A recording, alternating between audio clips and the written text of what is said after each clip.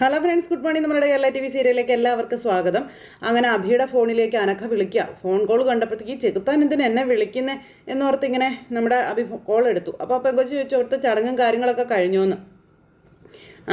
വന്നവർ പോകാൻ തുടങ്ങുന്നതേ ഉള്ളൂ എന്ന് പറയുമ്പം അതൊക്കെ എന്തെങ്കിലും ആയിക്കൊള്ളട്ടെ, എനിക്ക് തന്ന വാക്ക് അത് തെറ്റിക്കാൻ പാടില്ല എന്ന് അനഘ പറയും. പിന്നെ ഇന്നത്തെ ദിവസം തന്നെ നീ എന്തിനാ ഇങ്ങനെ വിളിക്കുന്നതെന്ന് ചോദിക്കുമ്പോൾ വിളിക്കും, ചിലപ്പോൾ അങ്ങോട്ട് വന്ന് നിന്നെ ഞാൻ കാണുകയും ചെയ്യുമെന്നും പറഞ്ഞ് അനഘ ഭീഷണിപ്പെടുത്തുക. എന്നെ നീ വീണ്ടും ചതിക്കുകയാണെന്ന് തോന്നിയാൽ അപ്പം അങ്ങനെയൊന്നും സംഭവിക്കില്ല മോളെ, നീ എന്നെ വിശ്വസിക്കാൻ പറഞ്ഞു. ദേ, ഈ ലോകത്ത് എനിക്ക് വിശ്വാസമില്ലാത്ത ഒരേ ഒരാളത് നീ മാത്രമാണെന്ന് നേരം അനഘ അങ്ങ് പറഞ്ഞു. അപ്പോഴാണ് നവ്യ അങ്ങോട്ടേക്ക് കയറി വരുന്നത്. നവ്യ കയറി വരുന്നത് കണ്ടപ്പോഴത്തേക്ക് അഭി പെട്ടെന്ന് വെപ്രാളം കൂട്ടുക. അതെ, ഇവിടെ എല്ലാവരും ശ്രദ്ധിക്കുന്നുണ്ട്, ഞാൻ പിന്നെ വിളിക്കാൻ കേട്ടോ എന്ന് പറഞ്ഞ് ഫോൺ അങ്ങ് കട്ട് ചെയ്തു. അപ്പോഴേക്കും നവ്യ അകത്തേക്ക് കയറി വന്നു. പോകാറായോ എന്ന് ചോദിക്കുമ്പോൾ പോകാറായി. ആ സമയത്ത് നീ എന്താ ഇങ്ങോട്ട് മാറിയതെന്ന് ചോദിച്ചു. അപ്പോൾ സത്യം പറയാമല്ലോ, നീ പോകുന്നതിൻ്റെ സങ്കടം എനിക്ക് അവിടെ നിന്നാൽ കരയും എന്നൊരു തോന്നൽ പോലും എനിക്കുണ്ടായി, അതുകൊണ്ട് ഞാൻ മാറിയതെന്നൊക്കെ അഭി തട്ടി വിടുമ്പം നീ വെറുതെ എന്നെ ചിരിപ്പിക്കല്ലേ, വെറുതെ ഇങ്ങനെ തമാശയൊന്നും പറയാൻ നിൽക്കല്ലേ എന്ന് പറഞ്ഞു. അപ്പോൾ അല്ലടി, യാത്ര ചോദിക്കാറായപ്പോഴേ എൻ്റെ മനസ്സിന് വല്ലാത്തൊരു ഭാരം പോലെയാണെന്ന് പറയുമ്പോൾ ഇഷ്ടം പോലെ ഇറച്ചി മീനും ഒക്കെ നീ കഴിക്കുന്നതല്ലേ, അറ്റാക്കാണെന്നല്ല നോക്കിക്കോളാൻ പറഞ്ഞു. അല്ല, അത് വരാനുള്ള സാധ്യതയ്ക്ക് കുറവാ, അത് പിന്നെ ഹൃദയമുള്ളവർക്കല്ലേ വരത്തുള്ളൂ. അപ്പം നിന്നോട് എന്തു പറഞ്ഞാലും ഈ മറുപടിയൊക്കെ ഞാൻ പ്രതീക്ഷിച്ചാൽ മതിയെന്ന് എനിക്കറിയാം.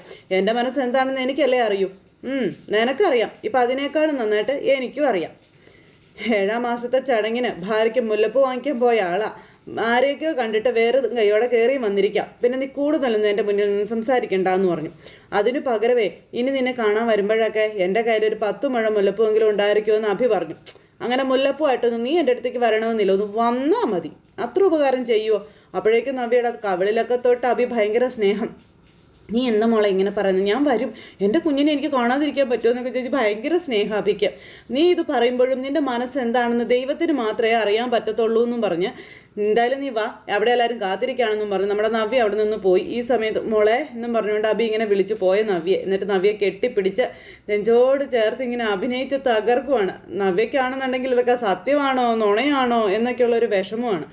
അപ്പോൾ അങ്ങനെ ആ ഒരു കാര്യങ്ങളെല്ലാം കഴിഞ്ഞ് പിന്നെ താഴെ ഇവരെല്ലാവരും കൂടി ഇരുന്ന് സംസാരിച്ചുകൊണ്ടിരിക്കുക. അപ്പോൾ മുത്തശ്ശനാണെങ്കിൽ ഇവർ പോകുന്നതിനെ പറ്റിയൊക്കെ പറഞ്ഞു കഴിഞ്ഞപ്പോൾ എല്ലാവരും ടെൻഷൻ അടിക്കേണ്ട കാര്യമൊന്നുമില്ല, ചടങ്ങുകളൊക്കെ ഇനി ഒത്തിരി ഉണ്ടല്ലോ, അതുകൊണ്ട് പരസ്പരം ഇനിയും നമുക്ക് എപ്പോഴും കാണാമല്ലോ എന്നൊക്കെ പറഞ്ഞ് മുത്തശ്ശൻ ഇങ്ങനെ പറഞ്ഞുകൊണ്ടിരിക്കുമ്പോഴേട്ടോ ദേവയാനി അങ്ങോട്ടേക്ക് വരുന്നത്. ദേവയാനി വന്നിട്ട് ഭയങ്കര ഇതായിട്ട് ഇങ്ങനെ നിൽക്കുക. അപ്പോൾ ആദർശ് മോൻ്റെ അമ്മയുടെ മുഖത്ത് എന്താ ഒരു തെളിച്ചില്ലല്ലോ എന്ന് കനക ഇത് കണ്ടപ്പോൾ ചോദിച്ചു, ഈ ദേവയാനിയെ കണ്ടപ്പോൾ. അപ്പോൾ മുത്തശ്ശി ഇങ്ങനെ നോക്കുക. മരുമോളെ ഞങ്ങൾക്കൊപ്പം ഇടുന്നത് ഇഷ്ടമില്ലെങ്കിൽ ഞങ്ങൾ നിർബന്ധിക്കുന്നില്ല കേട്ടോ എന്ന് പറഞ്ഞു ഗോവിന്ദേട്ടൻ. അപ്പോൾ എനിക്കെന്തിനാ ഇഷ്ടക്കുറവ്? എനിക്കൊരു ഇഷ്ടക്കുറവുമില്ല, ആദർശിൻ്റെ കാര്യം ആലോചിച്ചിട്ടാണ് ഞാൻ എതിർക്കുന്നത്, അല്ലാതെ വേറെ ഒന്നും അല്ലെന്ന് പറഞ്ഞു ദേവയാനി ഇവരുടെ കണ്ണി പൊടിയിട്ടോണ്ടിരിക്കുക. അല്ലെങ്കിൽ അവൾ നിങ്ങൾക്കൊപ്പം നിൽക്കുന്നത് എനിക്ക് സന്തോഷമുള്ള കാര്യമാണ്, എത്ര നാൾ നിന്നാലും എനിക്ക് യാതൊരു കുഴപ്പമില്ല എന്നും പറയണം. എന്ന് പറഞ്ഞുകൊണ്ട് ഇങ്ങനെ തട്ടി കാണിക്കുക കേട്ടോ അങ്ങോട്ടും ഇങ്ങോട്ടും കനകം. എന്നാലേ ഞങ്ങൾക്ക് ആ അഭിപ്രായമൊന്നുമില്ല. നയനമോൾ ഒരു ദിവസം ഈ വീട്ടിലില്ലെങ്കിൽ ഞങ്ങൾക്ക് എല്ലാവർക്കും വിഷമമാണെന്ന് മുത്തശ്ശി പറഞ്ഞു. അവളിപ്പോൾ രാവിലെ എഴുന്നേറ്റ് കുളിച്ചൊരുങ്ങി ആദർശനൊപ്പം പോവുമല്ലേ, അപ്പോൾ ഈ വീട്ടിലില്ലല്ലോ. എന്നാലും രാവിലെ കാഴ്ച കാണുന്നതും വൈകുന്നേരം കണ്ടിട്ട് ഉറങ്ങുന്നതും സന്തോഷമാണെന്നാണ് ഇയാൾ പറഞ്ഞതെന്ന് മുത്തശ്ശൻ പറഞ്ഞു. എനിക്ക് അത്ര വലിയ സന്തോഷമൊന്നും തോന്നിയില്ല എന്നും പറഞ്ഞിങ്ങനെ ദേവയാനി. ഇപ്പോഴും ഞങ്ങളുടെ മോളെ അവളുടെ അമ്മായിമ്മ സ്നേഹിക്കാത്തതിൽ ഞങ്ങൾക്കൊക്കെ നല്ല വിഷമമുണ്ട് കേട്ടോ നമ്മുടെ കനകം പറഞ്ഞപ്പം. വിഷമമുണ്ടെങ്കിൽ സ്ഥിരമായിട്ട് നിങ്ങൾ വീട്ടിൽ കൊണ്ട് നിർത്തിക്കോ, വേണ്ടെന്നൊന്നും ഇവിടെ ആരും പറയാൻ പോകുന്നില്ല, നിങ്ങളുടെ ഇഷ്ടം പോലെ ചെയ്തോളാൻ പറഞ്ഞ് ദേവയാനി തട്ടി വിടുമ്പോഴും ഇവരിങ്ങനെ നോക്കും. അപ്പോഴാണ് അനി ഇറങ്ങി വന്ന് നന്ദുവിനെ തന്നെ നോക്കിക്കൊണ്ട് ഇങ്ങനെ നിൽക്കുന്നത്. അങ്ങനെ അവർ രണ്ടുപേരും കണ്ണിൽ നോക്കുന്നത് നമ്മുടെ കനകം കണ്ടു. കനകം എന്നൊക്കെ പറഞ്ഞ് അങ്ങോട്ടും ഇങ്ങോട്ടും കണ്ണും കൈലാശവും ഒക്കെ കാണിക്കുക. നന്ദു അനിയും കൂടി ഇങ്ങനെ പരസ്പരം നോക്കുന്നത്. പെട്ടെന്ന് അനിമോൻ്റെ ഭാര്യ ഇവിടെ കാണുമെന്നാട്ടോ ഞങ്ങൾ എല്ലാവരും വിചാരിച്ചതെന്ന് ഗോവിന്ദേട്ടൻ ചാടിക്കയറി പറഞ്ഞു. അപ്പോൾ ആ കൊച്ചിൻ്റെ കാര്യം അതൊന്നും പറയാത്ത ഭേദം ഗോവിന്ദ, അവൾ ആകെ തെറ്റിദ്ധരിച്ച് നടക്കുക, പിന്നെ എന്ത് ചെയ്യാനാണെന്ന് മുത്തശ്ശി അന്നേരം ഗോവിന്ദേട്ടനോട് ചോദിച്ചു. അപ്പോഴും അനിയും നന്ദു ഇങ്ങനെ അങ്ങോട്ടും ഇങ്ങോട്ടും നോക്കിക്കൊണ്ട് ഇങ്ങനെ നിൽക്കുകയാണ്. അപ്പോൾ അക്കാര്യത്തിൽ ആ കൊച്ചിനെ മാത്രം കുറ്റം പറഞ്ഞിട്ട് കാര്യമില്ല, ഇവൻ വേണ്ട രീതിയിൽ അനാമികയെ സ്നേഹിക്കുന്നില്ല, പിന്നെ അവളുടെ അച്ഛൻ്റെ അമ്മയുടെയും കയ്യിലും ഉണ്ട് കുഴപ്പം. ആ കുട്ടിയുടെ എല്ലാ അഹങ്കാരത്തിനും അവർ കൂട്ടു നിൽക്കുകയാണെന്നൊക്കെ പറഞ്ഞു. ഇവനാണെങ്കിൽ അനാമികയുടെ വീട്ടിലേക്ക് പോകാനായിട്ട് മെനക്കെടുന്നുമില്ല, അവളങ്ങനെ വിളിക്കുന്നില്ലെന്നാ മോള് പറഞ്ഞതെന്ന് ദേവയാനി പറയുമ്പം വിളിച്ചാലും വരില്ല മുത്തച്ഛ, പിന്നെ ഞാൻ എന്തിനാ അവളെ വെറുതെ വിളിക്കുന്നതെന്ന് ചോദിച്ചു അനി അന്നേരം. അങ്ങനെ വഴക്കിട്ട് നടന്നവരാ ആദർശും നയനിയും ഒക്കെ. അവരിപ്പോൾ എത്ര നന്നായാ ജീവിക്കുന്നതെന്ന് നിനക്കറിയില്ലേ? ഒരു ദിവസം പോലും ആദർശിന് നയനെ പിരിഞ്ഞിരിക്കാനായിട്ട് പറ്റുന്നില്ലെന്നൊക്കെ പറഞ്ഞിങ്ങനെ മുത്തശ്ശൻ അങ്ങനെ പറയുമ്പോൾ, അതുകൊണ്ടാണല്ലോ എനിക്ക് അവളുടെ കാല് പിടിക്കേണ്ടി വരുന്നതെന്ന് ദേവയാനി ഇതിൻ്റെ ഇടയിൽ കയറി അഭിപ്രായം പറയണം. അപ്പോഴേക്കും സ്വന്തം വീട്ടിലേക്ക് പോയാലും അവളെ കൂട്ടിക്കൊണ്ട് വരാൻ എനിക്ക് മുന്നിട്ട് ഇറങ്ങേണ്ടി വരുന്നത് ഇവൻ്റെ ഈ സ്വഭാവം കൊണ്ടല്ലേ എന്നും പറഞ്ഞുകൊണ്ട് നിൽക്കുമ്പോഴാണ് നയനിയും ആദർശം വരുന്നത്. അപ്പോൾ ദേ കൂടുതൽ ദിവസമൊന്നും അവിടെ നിൽക്കരുത് കേട്ടോ, ഞങ്ങൾക്ക് ഇവിടെയും മോള് വേണം എന്ന് പറഞ്ഞു മുത്തശ്ശി. അപ്പോൾ 1-2 ദിവസം നിൽക്കാനല്ലേ മുത്തശ്ശി ഇവള് പോകുന്നതെന്ന് നമ്മുടെ ആദർശ് പറയുക. അപ്പോൾ എത്ര ദിവസം നിൽക്കണമെന്ന് ഇനി ഞങ്ങൾ തീരുമാനിച്ചോളാമെന്ന് കനകം അന്നേരം മനസ്സിൽ പറഞ്ഞു. പോകുന്നതൊക്കെ കൊള്ളാം, ഇനി അവിടെ ചെന്നിട്ട് ഡിമാൻഡൊന്നും ഇട്ടേക്കരുത്, അതുപോലെ ഇവൻ്റെ സ്വഭാവത്തെ ചൂഷണം ചെയ്യാനും ശ്രമിച്ചേക്കരുതെന്ന് പറഞ്ഞു. അതെന്താ അമ്മ അങ്ങനെ പറഞ്ഞതെന്ന് അതിനെ ചോദിക്കുമ്പം, എന്തുകൊണ്ടാണ് അങ്ങനെ പറഞ്ഞതെന്നൊക്കെ നിനക്ക് നന്നായിട്ട് അറിയാമല്ലോ. അതുപോലെ തന്നെ നിൻ്റെ അമ്മയ്ക്കും അച്ഛനും അത് കൃത്യമായി മനസ്സിലായിട്ടുണ്ടെന്ന് പറഞ്ഞു. അമ്മേ, കുറച്ച് ദിവസം ഇവളവിടെ നിൽക്കുന്നെങ്കിൽ നിന്നോട്ടെ, കുറച്ച് ദിവസമല്ല, ദേ ഇനിയുള്ള കാലം ഇവൾ അവിടെ നിന്നാലും എനിക്ക് യാതൊരു കുഴപ്പമില്ല എന്നും പറഞ്ഞ് ദേവയാനി തട്ടി വിടുക. എന്നും പറഞ്ഞുകൊണ്ട് ഇങ്ങനെ നിൽക്കുക. അപ്പോൾ കനകം, നിനക്കത് സമ്മതമാണെങ്കിൽ അത് അങ്ങനെ ആയിക്കോട്ടെ എന്ന് ദേവയാനി. അത് കേട്ട് കഴിഞ്ഞപ്പോൾ, മോള് പോകുമ്പോഴെങ്കിലും നല്ല വാക്ക് പറഞ്ഞ് മോളെ യാത്രയാക്കാൻ നോക്കും ദേവയാനി എന്നും പറഞ്ഞ് മുത്തശ്ശന് നേരം ദേഷ്യപ്പെട്ടു. അങ്ങനെ അങ്ങോട്ടും ഇങ്ങോട്ടും ഓരോന്നൊക്കെ കണ്ണും കൊണ്ടും കാണിക്കുന്നുണ്ട്, രണ്ടുപേരുടെയും പ്രവർത്തികൾ നോക്കുന്നുണ്ട്. ഇതെല്ലാം കനകം ഇങ്ങനെ വീക്ഷിച്ചുകൊണ്ടിരിക്കും. ഈ സമയത്താണ് നവ്യയും കൂട്ടിക്കൊണ്ട് അഭി ഇറങ്ങി വരുന്നത്. അഭിയും നവ്യയും കൂടെ ഇറങ്ങി വരുന്നത് കണ്ടു കഴിഞ്ഞപ്പോൾ മുത്തശ്ശി, മോളെ ശരീരമൊക്കെ നന്നായിട്ട് നോക്കണം കേട്ടോ മോളെ, അച്ഛൻ്റെ അമ്മയുടെ അടുത്തേക്കാണ് പോകുന്നത്, അതുകൊണ്ട് പേടിക്കേണ്ട കാര്യമൊന്നുമില്ല. അപ്പോഴും ഒരപകടമുണ്ട്, അമ്മമാരുണ്ടാക്കുന്ന ആഹാരമാ എല്ലാ മക്കൾക്കും ഒരുപാട് ഇഷ്ടം എന്ന് വെച്ചേ അമിതമായിട്ട് ഭക്ഷണമൊന്നും കഴിച്ചേക്കരുത് കേട്ടോ എന്നൊക്കെ ഇങ്ങനെ പറഞ്ഞു. പിന്നെ ഭക്ഷണത്തോട് ഇയാൾക്ക് വലിയ ഇഷ്ടമാണെന്ന് അറിയാം, അതുകൊണ്ടാട്ടോ ഇയാൾ അങ്ങനെ പറഞ്ഞതെന്നൊക്കെ പറയുമ്പോൾ, നീ എപ്പോഴും കുഞ്ഞിനെ പറ്റി ഒരു ചിന്ത വേണം കേട്ടോ മോളെ എന്നൊക്കെ പറഞ്ഞ് അഭി തട്ടി വിടുവാണ്. അപ്പോൾ ഇതെല്ലാവരും കേട്ടിങ്ങനെ നിൽക്കുന്നു. അപ്പോൾ ഞാൻ നന്നായിട്ട് നോക്കിക്കോളാമെന്നും ഇവൻ ഇപ്പോഴല്ലേ എന്നെ സ്നേഹിക്കുന്നതെന്നൊക്കെ നവ്യ ചോദിക്കും കേട്ടോ.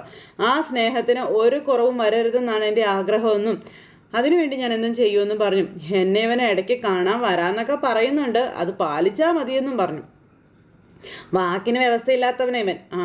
എടാ, നിനക്കൊരു കുഞ്ഞ് ജനിക്കാൻ പോവുക, ഇനിയെങ്കിലും മര്യാദയ്ക്ക് അടങ്ങി ഒതുങ്ങി ജീവിക്കാൻ പറഞ്ഞു മുത്തശ്ശൻ. അപ്പം നിൻ്റെ അമ്മ എവിടെയെന്ന് ചോദിച്ചു മുത്തശ്ശി. ഞാനിവിടെ ഉണ്ടേ എന്ന് പറഞ്ഞ് ജലജ അന്നേരം അങ്ങോട്ട് വന്നു. അപ്പം നിൻ്റെ മരുമോൾ യാത്ര പറഞ്ഞു പോകുമ്പോൾ നീ തടിക്കാരി ഒളിച്ചിരിക്കുകയാണോ എന്ന് മുത്തശ്ശൻ ചോദിച്ചു. ഞാനെന്തിനാച്ചാ ഒളിച്ചിരിക്കുന്നത്?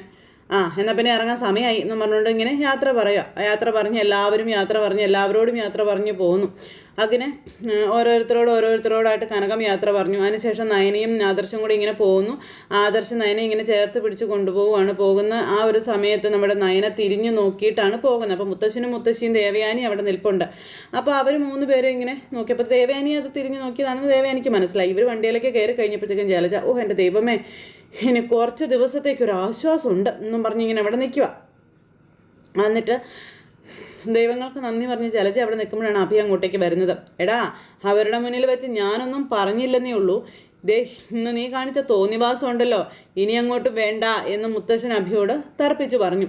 7-ാം മാസ ചടങ്ങിൻ്റെ സമയത്ത് പോലും നീ വന്നില്ലല്ലോടാ, നിന്റെ ഭാര്യയ്ക്ക് കൊടുത്ത വാക്ക് അത് നീ പാലിച്ചില്ല, നീ എന്തൊരുത്തനോടാ, ഈ സ്വഭാവമൊക്കെ നീ നിർത്തിക്കൊള്ളണം, മനസ്സിലാകടാ നിനക്കൊന്നും ചോദിച്ചു ദേഷ്യപ്പെട്ടു.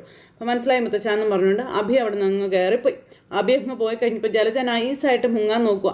അപ്പം മുത്തശ്ശൻ്റെ ഒരു നോട്ടം ജലജ അവിടെ നിന്ന് കയറി പോയിട്ടോ. അതുപോലെ നയനമ്മയുടെ അച്ഛനും അമ്മയൊക്കെ വരുമ്പോൾ കുറച്ച് മാന്യമായിട്ട് വേണം നീ സംസാരിക്കാനും പെരുമാറാനും ഒക്കെ എന്ന് ദേവയാനിയോട് മുത്തശ്ശൻ പറഞ്ഞു കൊടുക്കുന്നു. നിൻ്റെ മകൻ്റെ ഭാര്യ മാത്രമല്ല, നമ്മുടെ കമ്പനിയുടെ ഐശ്വര്യമാണ് ആ കുട്ടിയെന്നും അതിൻ്റെ മാന്യത കൊടുക്കണമെന്നുള്ള കാര്യങ്ങളും പറയും. അത് നീ മനസ്സിലാക്കി വെക്കുന്നത് നല്ലതായിരിക്കുന്നു. അപ്പോൾ ഇതൊക്കെ ഞാൻ മനസ്സിലാക്കി കഴിഞ്ഞച്ചാ, അവൾ പോയതിൻ്റെ വേദനയിലാണ് ഞാനിപ്പോൾ ഇവിടെ നിൽക്കുന്നതെന്നും അത് അച്ഛന് പറഞ്ഞാൽ മനസ്സിലാവില്ല എന്നും ദേവയാനി മനസ്സിലിങ്ങനെ പറയുന്നു. തൊട്ടടുത്ത നിമിഷം അവർ സ്വന്തം വീട്ടിലേക്ക് എത്തി. അപ്പോൾ അങ്ങനെ അവർ സ്വന്തം വീട്ടിലേക്ക് വന്ന സമയത്ത് നയനമോൾക്ക് ഇങ്ങോട്ട് വരാൻ വലിയ താല്പര്യമൊന്നും ഉണ്ടായിരുന്നില്ല. പിന്നെ പണ്ടൊന്നും നിനക്കായിരുന്നു താല്പര്യം ഇല്ലാതിരുന്നത്, ഇപ്പോൾ നേരെ കാര്യങ്ങളൊക്കെ കീഴ്മേലും അറിഞ്ഞെന്ന് പറഞ്ഞു. പിന്നെ ഇന്നെന്താ നയനമോൾക്ക് യാത്ര പറഞ്ഞു വന്നപ്പോൾ മുഖത്തൊരു വല്ലാത്തൊരു വിഷമം, എന്താ പറ്റിയേ എന്നൊക്കെ ഇങ്ങനെ ചോദിക്കും കേട്ടോ. അത് പിന്നെ ഞാൻ വീട്ടിലെ എല്ലാവരെയും ഓർത്തിട്ട്, എല്ലാവരെയും ഓർത്താലും മോളുടെ അമ്മായിമ്മയ്ക്ക് മോളോട് വെറുപ്പല്ലേ, അപ്പോൾ പിന്നെ സങ്കടപ്പെടേണ്ട കാര്യമൊന്നുമില്ല, മോളെന്തിനാ വിഷമിക്കുന്നതെന്നൊക്കെ ചോദിച്ചു. ആ സമയത്ത് അമ്മായിമ്മമാരോട് പോകാൻ പറ അമ്മേ, ആദർശേട്ടനെ ഇവളെന്ന് വെച്ചാൽ ജീവനാ, അതുകൊണ്ട് ആദർശേട്ടനെ പിരിഞ്ഞതിൻ്റെ വിഷമം ഇപ്പോൾ വിളിക്കുന്നു നവ്യ അന്നേരം അവിടെ വെച്ച് ഇങ്ങനെ പറയണു. അപ്പോൾ അതിനെന്തിനാ മോൾ ഇങ്ങനെ വിഷമിക്കുന്നത്? ആദർശിനെ എപ്പോൾ വേണമെങ്കിലും ഇങ്ങോട്ട് വരികയോ പോവുകയൊക്കെ ചെയ്യാവല്ലോ എന്ന് പറഞ്ഞു. എൻ്റെ കാര്യമോ കഷ്ടം, അഭിനി വന്നെങ്കിലായെന്നും പറഞ്ഞ് നവ്യ ഇങ്ങനെ പറഞ്ഞപ്പോൾ നവ്യ മോളെ പക്ഷെ അവൻ സ്നേഹത്തോടെയാണല്ലോ നിന്നോട് സംസാരിച്ചതും അതുപോലെ മോളെ യാത്രയാക്കിയതും ഒക്കെ. അപ്പോൾ എന്തോന്നും സ്നേഹം അമ്മേ, ഇന്നത്തെ കാര്യം തന്നെ അമ്മ കണ്ടില്ലേ, മുല്ലപ്പൂ വാങ്ങിക്കാനാണെന്നും പറഞ്ഞ് പോയി എവിടെയൊക്കെയോ ചുറ്റിക്കറങ്ങിയിട്ടല്ലേ വന്നത്. അവൻ പറയുന്ന കാര്യങ്ങളൊക്കെ നടന്നെന്ന് പറയാൻ പറ്റുമെന്ന് നവ്യ പറയുമ്പം എന്തായാലും കുറച്ച് നാളുകൾക്ക് ശേഷമാണ് എൻ്റെ 3 മക്കളും ഇവിടെ ഒന്നിക്കുന്നതെന്നും അത് നമുക്ക് അടിച്ച് പൊളിക്കണമെന്നൊക്കെ കനക ഇങ്ങനെ അവിടെ വെച്ച് പറഞ്ഞു. അപ്പോൾ 2 ദിവസം കഴിഞ്ഞ് ചെല്ലാമെന്നും പറഞ്ഞു. അപ്പോൾ കുറച്ച് ദിവസം ഇവിടെ നിന്നിട്ട് പോയാൽ മതി എന്ന് കനകം പറയുമ്പോൾ അയ്യോ കുറച്ച് ദിവസം 2 ദിവസം കഴിഞ്ഞ് ഞാൻ ചെല്ലാമെന്ന് പറഞ്ഞല്ലേ പോകുന്നത്. ഇന്ന് നയന ഇങ്ങനെ ഇവരോട് ചോദിക്കുമ്പം 2 ദിവസം കഴിഞ്ഞ് മോൾ അങ്ങോട്ടേക്ക് ചെന്നില്ലെങ്കിൽ മോളെ പിടിച്ച് ആരെങ്കിലും വിഴുങ്ങുമെന്ന് ചോദിച്ചു അച്ഛൻ. അത് തന്നെ, അല്ലെങ്കിലും ആദർശമോൻ്റെ അമ്മയ്ക്ക് മോളിപ്പോൾ ഇങ്ങോട്ട് വന്നത് വലിയ സന്തോഷമായിട്ടുള്ള കാര്യമായിരിക്കും. അപ്പോൾ അതുപോലെ അല്ലായിരുന്നോ ചേച്ചി ഓരോന്ന് പറഞ്ഞ് ആദർശേൻ്റെ അമ്മ കുത്തിക്കൊണ്ടിരുന്നതെന്നൊക്കെ നന്ദു. അപ്പോൾ ഇവർ 3 പേരും കൂടെ നമ്മുടെ നയനെ എടുത്തിട്ട് വാരുന്നുണ്ട്. ഈ സമയത്ത് നയനയുടെ മുഖത്തെ ആ വിമിഷ്ടവും വിഷമവും സങ്കടവും ഇതെല്ലാം നമ്മുടെ നന്ദു ശ്രദ്ധിക്കുന്നുണ്ട് കേട്ടോ. അങ്ങനെ അവരവിടെ നിൽക്കുമ്പോൾ ദേവയാനി ഇവിടെ വിഷമിച്ച് ഇങ്ങനെ നിരാശയോടെ ഇങ്ങനെ ഡൈനിങ് ടേബിളിൽ ഇങ്ങനെ കമിഴ്ന്ന് കിടക്കുക. അപ്പോഴാണ് ജയൻ അങ്ങോട്ടേക്ക് വരുന്നത്. ജയൻ വന്നപ്പം എന്താടോ തനിക്കൊരു വിഷമം എന്തു പറ്റിയെന്ന് ചോദിച്ചു. വിഷമോ? എനിക്കോ? എന്തിന്? എനിക്ക് വിഷമമൊന്നുമില്ല. അല്ല, ഈ വീട്ടിലേക്ക് വന്ന 2 മരുമക്കളാണ് ഇന്ന് ഇവിടുന്ന് പോയതേ, അതിൻ്റെ വിഷമം എന്തെങ്കിലും ഉണ്ടോ എന്ന് ചോദിക്കായിരുന്നു എന്ന് ജയൻ ഇങ്ങനെ ചോദിക്കുമ്പം അതിന് എനിക്കെന്തിനാ ചേട്ടാ വിഷമം? എനിക്ക് വിഷമമൊന്നുമില്ല. ഇപ്പം പാചകമൊക്കെ ചെയ്യുന്നത് ഞാൻ തന്നെയല്ലേ, 2 പേര് പോയാൽ അത്രയും ജോലിഭാരം കുറയില്ലേ എന്നൊക്കെ ദേവയാനി ചോദിക്കുവാണേ. അപ്പോൾ പക്ഷെ അവർ യാത്ര പറഞ്ഞു പോയപ്പോൾ തൻ്റെ മുഖത്ത് നല്ല സങ്കടം ഉണ്ടായിരുന്നല്ലോ. അത് വേറൊന്നും കൊണ്ടൊന്നും അല്ല ചേട്ടാ, അവൾക്കിപ്പോൾ പോകേണ്ട ഒരാവശ്യം ഉണ്ടായിരുന്നില്ല ചേട്ടൻ്റെ മരുമോൾക്ക്. അത് തൻ്റെയും കൂടെ മരുമോളല്ലേടോ, താനത് ഇങ്ങനെ പറയുന്നത്? ഞാൻ അവൾക്ക് ആ പദവി അതിന് കൊടുത്തിട്ടില്ലല്ലോ, പിന്നെ അത് പറയേണ്ട ആവശ്യമില്ലല്ലോ. അവളുടെ അമ്മ വിളിച്ച ഉടനെ തന്നെ കൂടെ പോയി കളഞ്ഞില്ലേന്നും ഇനിയിപ്പോൾ നമ്മുടെ മോൻ്റെ വിഷമം മുഴുവനും ഞാൻ കാണണ്ടേ എന്നൊക്കെ ചോദിക്കുക.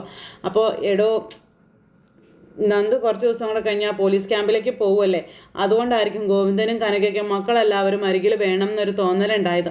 അതൊരു സന്തോഷമുള്ള കാര്യമല്ലേടോ, അതിനെ നമ്മളായിട്ട് എന്തിനെ എതിർക്കാനൊക്കെ നിൽക്കുന്നതെന്ന് ചോദിച്ചു. താൻ എത്രയോ ദിവസം തൻ്റെ വീട്ടിൽ പോയി നിന്നിരിക്കുന്നു, അപ്പോൾ ഇവിടെ ആരെങ്കിലും എന്തെങ്കിലും പരാതിയോ മറ്റോ പറഞ്ഞിട്ടുണ്ടോ എന്നൊക്കെ കനകത്തിന് നമ്മുടെ ജയൻ ചോദിക്കുക. അപ്പോൾ ആദർശത്തൊക്കെ അഡ്ജസ്റ്റ് ചെയ്താൽ മതി, അല്ലാണ്ട് എനിക്കെന്നാ കുഴപ്പമെന്ന് ചോദിച്ചു. അപ്പോൾ അവന് നയനെ കാണണമെന്നുള്ള ആഗ്രഹം തോന്നുമ്പോൾ അവൻ അവിടെ പോയി കണ്ടോളുമല്ലോ. അങ്ങനെ ഭാര്യ വീട് കയറി ഇറങ്ങുന്നത് നമ്മുടെ അന്തസ്സിന് ചേർന്നൊരു പണിയാണോ? ഇതിൽ അന്തസ്സും അന്തസ്സുകേടും ഒന്നും കണക്കാക്കേണ്ട കാര്യമില്ല. ഭർത്താവ് ഭാര്യ വീട്ടിൽ പോകുന്നത് കൊണ്ട് എന്താ കുഴപ്പം? അവിടെ പോയി കുറച്ച് ദിവസം താമസിക്കുന്നത് കൊണ്ട് എന്താ കുഴപ്പം? അതൊക്കെ നാട്ടു നടപ്പുള്ള കാര്യമല്ലേ. ഇപ്പോഴാണെങ്കിൽ നല്ലൊരു വീട്ടിലല്ലേ അവൾ താമസിക്കുന്നതെന്ന് ചോദിച്ചു. അത് ആദർശെടുത്ത് കൊടുത്ത വീടല്ലേ, ഇനി ഇത് അവരുടെ പേരിൽ എഴുതി കൊടുത്തൊന്നും അറിയില്ല എന്നൊക്കെ പറഞ്ഞപ്പം എഴുതി കൊടുത്താലും കുഴപ്പമൊന്നുമില്ലല്ലോ, ലക്ഷങ്ങളുടെ പ്രോഫിറ്റാണ് നയനമോള് കാരണം നമ്മുടെ കമ്പനിക്ക് ഉണ്ടായിരിക്കുന്നത്. അപ്പം പിന്നെ ആദർശം അങ്ങനെ ഒരു നല്ല കാര്യം ചെയ്തിട്ടുണ്ടെങ്കിൽ അതിനെ എതിർക്കാനൊന്നും എനിക്ക് സാധിക്കില്ല എന്നും പറഞ്ഞു. എന്തെങ്കിലും ആവട്ടെ, ഞാനായിട്ടിനി ഒന്നും പറയുന്നില്ലെന്നും പറഞ്ഞ് ദേവയാനി ഇങ്ങനെ അവിടെ നിന്നിങ്ങനെ ഓരോന്ന് പറഞ്ഞു. അപ്പോൾ താൻ ഈ വാശിയും വൈരാഗ്യമൊക്കെ കളഞ്ഞിട്ടേ മരുമകളെയും മകനെയും ഒന്ന് ഉപദേശിക്കാൻ നോക്കാൻ പറഞ്ഞു. പ്രസവത്തിന് പോയ നവ്യ ഇനി ഒരു കുഞ്ഞുമായിട്ടാണ് ഇങ്ങോട്ടേക്ക് മടങ്ങി വരാൻ പോകുന്നതെന്നും ആ സമയത്തെങ്കിലും നയനമോള് സന്തോഷമുള്ളൊരു വാർത്ത അത് നമ്മളെ കേൾപ്പിക്കണ്ടേടോ എന്ന് ജയൻ ചോദിച്ചപ്പോൾ ഞാനങ്ങൊന്നും പറയാൻ പോകുന്നില്ലേ, പിന്നെ ജയേട്ടന് ആവശ്യമുണ്ടെങ്കിൽ ജയേട്ടൻ തന്നെ അത് ആദർശനോട് പറയാലാണ്ട് എന്നോട് പറയണ്ട. അവനോട് ഞാൻ ഇത്തരം കാര്യങ്ങൾ സംസാരിക്കില്ല. പിന്നെ അമ്മായിയമ്മ എന്നുള്ള നിലയിൽ മരുമകളോട് ഇത്തരം കാര്യങ്ങളൊക്കെ തനിക്ക് സംസാരിക്കാം, അതിനെന്താ തന്നെ കൊണ്ട് പറ്റുമോ? പറ്റത്തില്ലല്ലോ, പിന്നെ പറഞ്ഞിട്ട് എന്താ കാര്യം? എനിക്കിനി തർക്കിക്കാനൊന്നും വയ്യ ചേട്ടാ, ഇന്നലെ മുതൽ ഭയങ്കര ജോലിയായിരുന്നു, ഇനി എനിക്കൊന്ന് വിശ്രമിക്കണമെന്ന് പറഞ്ഞ് ദേവയാനി ഇങ്ങനെ അവിടുന്ന് മുങ്ങാൻ നോക്കണം. ഇത് 4-5 ജോലിക്കാരുള്ള വീടായിരുന്നെന്നും ഇപ്പോൾ വല്ലപ്പോഴും മാത്രമേ ഒരു ജോലിക്കാരി വരുന്നുള്ളൂ. അപ്പോൾ താൻ എന്തിനാ ഇങ്ങനെയാണ് കഷ്ടപ്പെടുന്നതെന്ന് ചോദിക്കുമ്പം ശരീരം അനങ്ങി എന്തെങ്കിലും ജോലിയൊക്കെ ചെയ്യുന്ന ഡോക്ടറല്ലേ പറഞ്ഞത്, അതുകൊണ്ട് വീട്ടുജോലി എനിക്കൊരു ഭാരമൊന്നും അല്ലെന്ന് പറഞ്ഞ് ദേവയാനി പോകുമ്പോൾ ഇനി ഞാനൊരു സത്യം തന്നോട് പറയട്ടെ. നമ്മുടെ മരുമോള് പോയത് തനിക്ക് സന്തോഷമായാലും ശരി സങ്കടമായാലും ശരി ഒരു കാര്യം ഞാൻ പറയാം. അമ്മയും അച്ഛനും പറയുന്നത് പോലെ നയനമോള് പോയി കഴിഞ്ഞാൽ പിന്നെ ഈ വീട് ഉറങ്ങിയതുപോലെയാണെന്ന് ജയൻ അന്നേരം പറഞ്ഞു. വേറെ ആരും വീട്ടിൽ നിന്ന് മാറി നിന്നാലും അത് മറ്റുള്ളവരെ ബാധിക്കാറില്ല. പക്ഷേ നയൻ ഈ വീട്ടിലില്ലെങ്കിൽ ആ കുറവ് അതൊരു കുറവായിട്ട് തന്നെ നിൽക്കുമെന്ന കാര്യം പറഞ്ഞു. കണ്ടോ അപ്പോൾ മോന് മാത്രമല്ല അച്ഛനും അങ്ങനെ തന്നെയാണല്ലേ എന്ന് ദേവയാനി തിരിച്ചു ചോദിക്കണേ. പിന്നെ എന്തിനാ എല്ലാവരും കൂടെ ചേർന്ന് അവളെ അങ്ങോട്ടേക്ക് പറഞ്ഞു വിട്ടത്? സത്യം പറഞ്ഞാൽ ഈ വീട്ടിലിപ്പോൾ ഞങ്ങളെക്കാളും ആവശ്യം അവളല്ലേ, അതെനിക്ക് നന്നായിട്ട് അറിയാവുന്നും ദേവയാനി അങ്ങ് പറഞ്ഞു വയ്ക്കോ. അതുകൊണ്ടാണ് അവർ വന്ന് വിളിച്ചപ്പോൾ തന്നെ അവൾ പോയതിൽ എനിക്ക് ഇത്രയ്ക്ക് ദേഷ്യം എന്നൊക്കെ പറഞ്ഞ് ഭയങ്കര ഡയലോഗ് അടിച്ചിട്ട് അവിടെ നിന്ന് ദേവയാനി അങ്ങ് പോയി. ജയനാണ് ദേവയാനിയുടെ സ്വഭാവം മനസ്സിലാകാതെ അവിടെ നിൽക്കുവാണ്. വീണ്ടും അനഘയും അബിയും കൂടി കാണും. അപ്പോൾ കണ്ടു കഴിഞ്ഞപ്പോൾ ഞാൻ ഇതുവരെ ആരോടും മോളോടോ ആരോടും നിൻ്റെ പേര് പറഞ്ഞിട്ടില്ലെന്നും വലിയ കൊട്ടാരം പോലെ ഒരു വീട്ടിൽ മോളുടെ അച്ഛൻ താമസിക്കുന്നു എന്ന് പറഞ്ഞിട്ടുണ്ടെന്നുള്ള കാര്യമൊക്കെ പറഞ്ഞപ്പം എൻ്റെ മോളോട് മകളോട് വെളിപ്പെടുത്താനുള്ള സമയമായിട്ടില്ല അനഘയെന്ന് പറഞ്ഞപ്പോൾ എൻ്റെ സമയമായി, എനിക്ക് പോകേണ്ട സമയമായി എന്നാണ് പറയുന്നത്. അതുകൊണ്ട് ഇനി എൻ്റെ മോളുടെ മുന്നിലേക്ക് മോളുടെ അച്ഛനെ എനിക്ക് കൊണ്ടുപോയേ പറ്റുമെന്നും നീ എനിക്കൊപ്പം വന്നേ തീരുമെന്നും പറഞ്ഞുകൊണ്ട് ഇങ്ങനെ അനഘ. അപ്പം നീ ഒന്ന് അടങ്ങനഘ എന്നും പറഞ്ഞ അഭി. ഇപ്പോൾ അഭിക്ക് ധൈര്യമായി.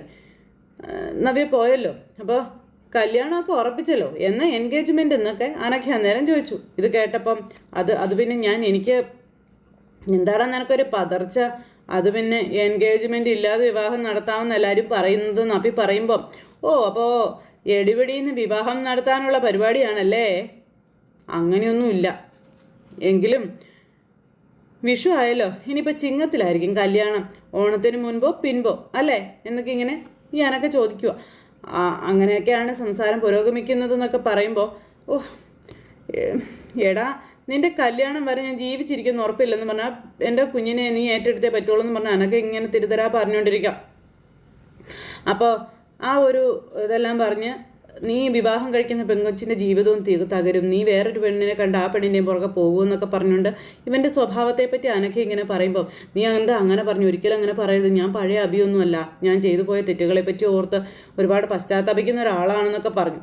അതൊക്കെ ഏതെങ്കിലും ബുദ്ധിയില്ലാത്ത പെൺകുട്ടികളോട് പോയി നീ പറഞ്ഞാൽ മതി, എന്നോട് പറയാൻ നിൽക്കണ്ടെന്ന് പറഞ്ഞു. നിന്നെ ഞാൻ മൊത്തത്തിൽ മനസ്സിലാക്കിയതാടാന്നൊക്കെ അനഘ പറയുവാണ്. ഇപ്പം നിനക്ക് മാന്യമായിട്ടൊരു ജീവിതം വേണം, അതിന് വേണ്ടിയാ നീ എൻ്റെ മുന്നിൽ ഇങ്ങനെ തല താഴ്ത്തി നിൽക്കുന്നതെന്ന് എനിക്കറിയാമെന്നും അനഘ പറഞ്ഞു. കഴിഞ്ഞകാല കഥകൾ പുറത്തു വരാതിരിക്കാൻ ചിലപ്പോൾ നീ എന്നെ കൊന്നൊന്നും വരാം, സാരമില്ല, നാളെ മരിക്കേണ്ട ആൾക്ക് ഒരു ദിവസം മുന്നേ ആ ഒരു വിധി വന്നാലും എനിക്ക് സന്തോഷം തന്നെയാണെന്നൊക്കെ അനഘ ഇങ്ങനെ അഭിയോട് പറഞ്ഞു. അപ്പോഴും ഒറ്റപ്പെട്ടു പോകുന്ന ഒരാളുണ്ട്, എൻ്റെ മോള്, ആ ആളെ നീ ഏറ്റെടുത്തേ പറ്റുമെന്ന് അനഘ വീണ്ടും വീണ്ടും ഇങ്ങനെ പറയുക. അങ്ങനെ അഭിയെ അനഘ ആകെ ധർമ്മസങ്കടത്തിലാക്കി നിർത്തിയിരിക്കുന്നിടത്ത് ഇന്നത്തെ കഥ അവസാനിച്ചു. അപ്പോൾ എല്ലാവരും കാത്തിരുന്ന് കാണണം. എല്ലാവർക്കും നല്ലൊരു ദിവസം ആശംസിക്കുകയാണ്. നന്ദി.